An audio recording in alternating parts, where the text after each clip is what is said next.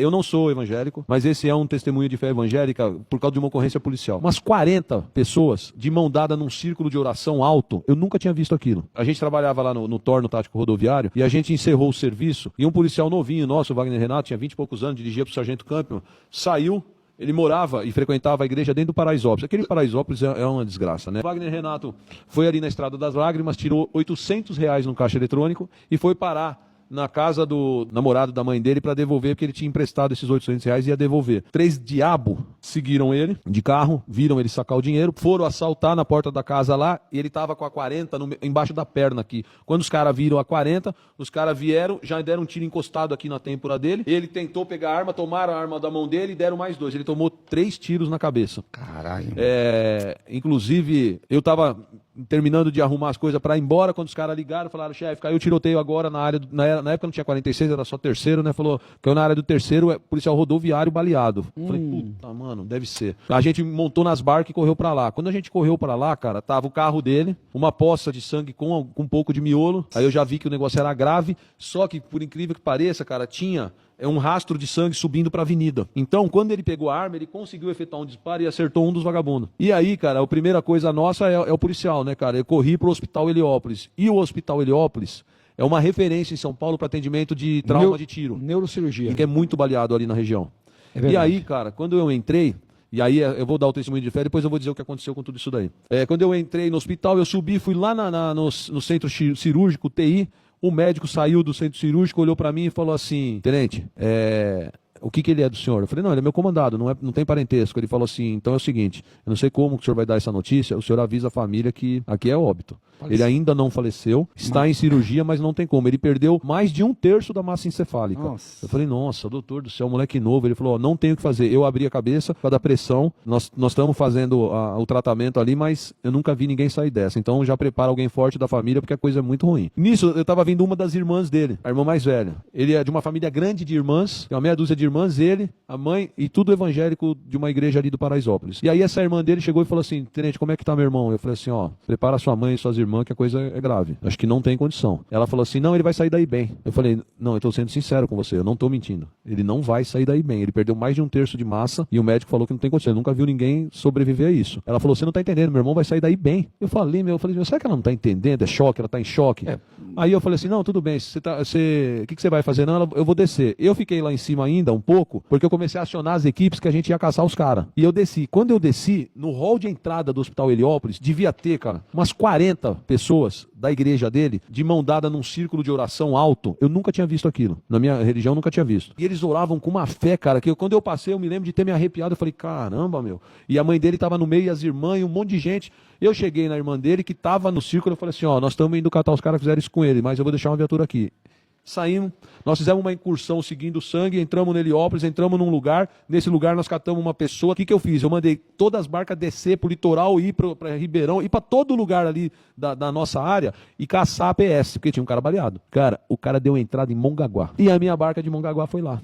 E quando a barca chegou lá, os caras: chefe, deu entrada a um espertão aqui de Mongaguá. Nós descemos, esse meu irmão tava junto comigo aí, mais outro maluco, cara. E quando nós entramos, a tia desse demônio era a enfermeira do PS. E começou a querer crescer, só que naquela época não era que nem hoje, né? Nós peitamos, fizemos o que tinha que ser feito e resgatamos esse vagabundo baleado de dentro do PS. E de dentro do PS, ele foi com a devida conversa, vamos dizer assim, e incentivo verbal, dando os outros. E nós passamos a noite trampando e conseguimos pegar os caras. Nós não pegamos todos, pegamos acho que 2 ou 3. Passamos a madrugada inteira lá no DP de Mongaguá, até outro dia, quase meio-dia, convencendo o pessoal a fazer uma prisão preventiva, né? Porque não estava mais em estado de flagrância e tal, aquela discussão toda, mas conseguimos meter esses caras em cana. Eu fui para casa dormir, deixei uma viatura do policiamento rodoviário do 01 fazendo segurança no PS. No outro dia, montamos uma equipe de novo, voltamos lá no PS. Quando nós chegamos no PS, eu falei: mano, e aí, já liberaram o corpo? Falei pra viatura. A viatura: não, chefe, ele não morreu. Eu falei: como não morreu? Falou: ainda não. Subi lá na UTI e falei pro médico, falei: doutor, como é que tá o caso do policial assim? Ele falou assim: não, tá na UTI ainda, estado gravíssimo, mas não faleceu. Falei: mas qual que é a situação? Ele falou assim: não tem condição, meu amigo. Você perdeu mais de 1/3 da massa encefálica. Ele perdeu a caixa craniana toda aqui. Então, falei: caramba. Desci, o que tava no hall? O pessoal. Uma roda de pessoas de mão dada orando alto, inclusive as irmãs e a mãe. Passaram a noite e o outro dia. Falei: caraca, velho. Passou uns 3 meses, eu fui fazer uma visita pra ele. Ele tava amarrado, braços e mãos. A cabeça dele, cara, Tava do tamanho, todo Chadona. enfaixado, parecia uma melancia cortada no meio, o rosto dele escuro, de sangue. Eu não conseguia decifrar que aquilo era uma cabeça. Eu entrei, me deu uma vontade de chorar, um desespero. Eu falei, mano, olha isso, cara. E ele todo amarrado na cama, eu saí. O pastor da igreja dele estava lá na porta, falou assim, ô tenente, tudo bem? O senhor veio visitar ele? Eu falei, vim. Eu falei, meu, o que é aquilo? Ele falou assim, não, ele vai ficar bem. Eu falei, meu, não vai, cara, não vai. Ele falou, vai, o senhor pode esperar que o senhor vai ver. Bom, dali, ele ficou uns 3 meses ali e foi transferido para o hospital na Vergueira, um hospital particular, porque ele tinha plano. Passa um tempo, eu fui fazer uma visita, cara, e quando eu entrei, a mãe dele estava chorando muito, muito. Eu falei, o que foi, dona Maria? Ela falou assim, não, eles querem que eu assine esse documento, dá uma lida. O documento dizia que ele ia fazer uma raspagem no cérebro, porque o pouco que tinha sobrado estava infeccionado, que ia deixar ele vegetativo ou morrer. Ela falou, como é que eu autorizo uma cirurgia dessa, que ou ele fica vegetativo ou ele morre? Eu falei pra ela assim, ô dona Maria, se a senhora teve fé até agora, o que mudou? Mano, ela enxugou as lágrimas assim, olhou pra filha dela e falou assim, nossa, ele tem razão. Pegou e assinou. Eu voltei no dia seguinte, ele estava amarrado na cama e ele ficava se debatendo, ainda inconsciente, se debatendo na cama. Eram uns espasmos estranhos. Depois de mais uns meses, ele tava com a cabeça já mais desinchada, só que um buracão aqui. Se eu olhava pra ele, era um L. Eu olhava pra ele, ainda ele virou pra mim e falou assim, ó, lembro até hoje, cara, a mãe dele sentada, a irmã e a ex-mulher. Ele falou, oi chefe, zoado. Agora eu fiquei impotente, eu não vou mais ter condição de... A mãe dele ainda virou pra ele assim, cala a boca, meu, você tá vivo e não sei o quê. Ele ficou nesse processo quase 1 ano e meio de hospital. Quando ele saiu, ele estava com o lado esquerdo paralisado, sem caixa craniana, que era uma pelezinha, porque não tinha cérebro. Veio comitiva de Alemanha, Canadá, Estados Unidos, de médicos estudar o caso dele, porque ninguém conseguia entender como esse cérebro readaptou funções. Não tinha caso ainda de estudo de tão pouco cérebro sobrando e a pessoa tá enxergando, falando, com movimentação do lado direito. E isso 1 ano e pouco de hospital. Aí a esposa separou dele. E ele teve, num determinado momento, ele teve alta. Quando ele teve alta, ele morava num apartamento muito alto, ele tinha instinto suicida. Porque uma parte do cérebro que ele perdeu era a parte do freio, das emoções. Então vinha a vontade de se matar por causa da tristeza e o caramba, eu tinha que deixar um policial dentro do apartamento para ele não pular a sacada. Puta que pariu, mano. Aí, olha a história desse menino, cara. Um policial com 3 disparos de um diabo. Aí, mano, ele começou a fazer fisioterapia, foi melhorando e quis voltar pra PM, cara. Ele entrou com uma ação judicial pra continuar a trabalhar. Olha isso. Enquanto tem cara com qualquer coisinha querendo se encostar e não trabalhar, ele conseguiu não ser aposentado por invalidez e ia trabalhar no 1º Batalhão Rodoviário. Ele usava o bibico pra tampar o buraco e meio que manco, trabalhava fardado e trabalhando. E eu fui visitá-lo algumas vezes nessa época, ele falava assim, chefe, eu vou passar na academia ainda, vou ser oficial. Passou um tempo, cara, as irmãs dele me ligaram, o que acontece? 2 nós não prendemos no dia, só que tinha um sub-bicho solto, que era o Santana, o capitão do mato, que já tinha plotado os caras. E esses caras resolveram entrar na Anchieta com cara de geral. E o Santana já tava na bota deles, trocou, os caras foram pro saco. Só que um deles era parente de um policial civil, de um DP, e esse passou um tempo.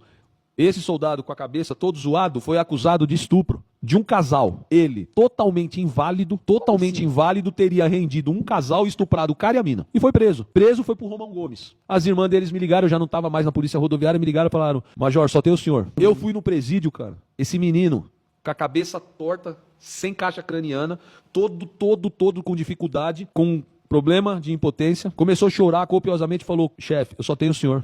Todo mundo me abandonou, eu tô preso, eu não consigo me defender por estupro, eu não tenho nem esposa mais, não tenho mulher, não tenho nada, tô desse jeito e tô respondendo um duplo estupro. Como que eu ia segurar uma arma se minha mão não segura uma caneta? E como que eu ia estuprar um cara e uma mulher assim? E eu tô aqui preso. Cara, ele ficou preso 1 ano e meio, no Romão, nessa condição. Eu fui a única testemunha dele da PM. Esse cara foi absolvido, saiu, pediu pra voltar a trabalhar. Começou a fazer faculdade de Direito. E ele é muito engraçado, cara, porque como ele perdeu essa parte do cérebro, que freia, ele fala o que vem na cabeça dele. Ele é doido, cara, doido. Tourette. Dia, eu tava lá no comando de policiamento rodoviário com o Bofão, ele chegou, ele falou, ó, o senhor é padrinho do meu casamento. Eu falei, como é? Não é assim não, mano. Ele é tal dia, e você tem que arrumar uma roupa vinho pra sua mulher e um terno assim, ó, nessa casa aqui. Eu falei, calma, respira. Não tô nem sabendo que você vai casar. Ele, não, eu conheci essa moça aqui, ó, apontando pra mulher dele.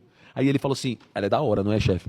Eu falei, doido, é sua futura esposa, é porque ele não tem o freio. Então ele falou assim, ó, dá uma olhada, eu paguei até cirurgia pra ela, melhorou, o que você tá achando? Eu falei, ô, louco, ela é sua esposa. Aí ele, mas ela é bonita, né? Eu vou casar e você vai ser meu padrinho. E eu fui padrinho dele nessa mesma igreja. Então, cara, eu gosto de contar essa história, porque assim, apesar de eu não ser evangélico, cara, a fé dessa família, a união daquela comunidade orando por um policial, hoje ele colocou a capa, né, craniana, você olha ele. Tá normal. Ele, com fisioterapia, ele já retomou muito movimento, ele ainda tem uma certa dificuldade, e ele, cara, ainda trabalhou um tempão na PM, porque ele se recusava a se aposentar.